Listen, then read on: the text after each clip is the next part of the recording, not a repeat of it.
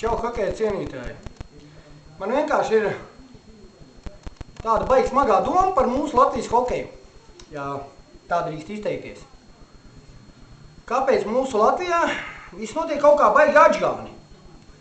Jo cik es saprotu, sezonu sākot jau tiek sadalīts budžets, kas ir komandām. Kaut kur tur sadalīts tiek viņš.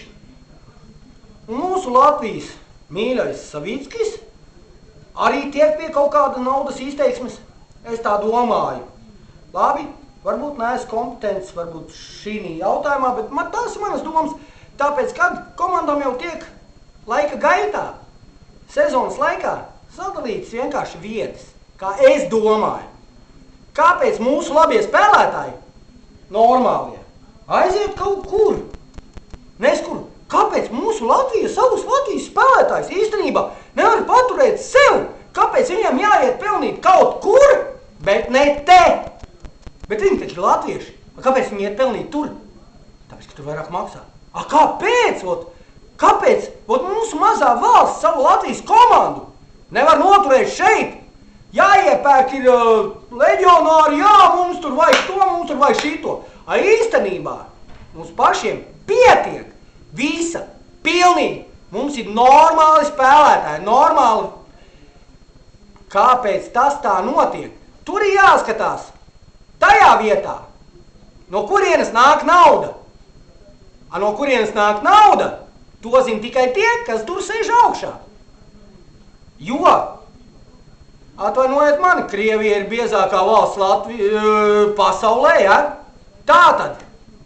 Un dārgākā pilsēta ir Maskava, tātad tur jau šitiem te visiem, kas ir tiem piebāstiem punčiem, viņam jau naudas pietiek. Bet Latvijā tādu ir maz. Ārde Krievi, jā, pilni jūrmaus apirkuša mājām un visu pārējo, bet vai tiešām nav jēgas, ka mums arī sava valsts vispār? Hokejs nav jau vairs ko skatīties. Saprot, tie daži džeki, kas te kapā, viņi cenšas, jā, protams, viņi cenšas. Bet tā samaksa droši vien, es nezinu, viņi ir droši tik minimāli, ka viņiem pat nav jēgas kapā. Tāpēc kam tas ir vispār vajadzīgs? Jūs kaut ko domājat, dariet. Mums ir maza valsts.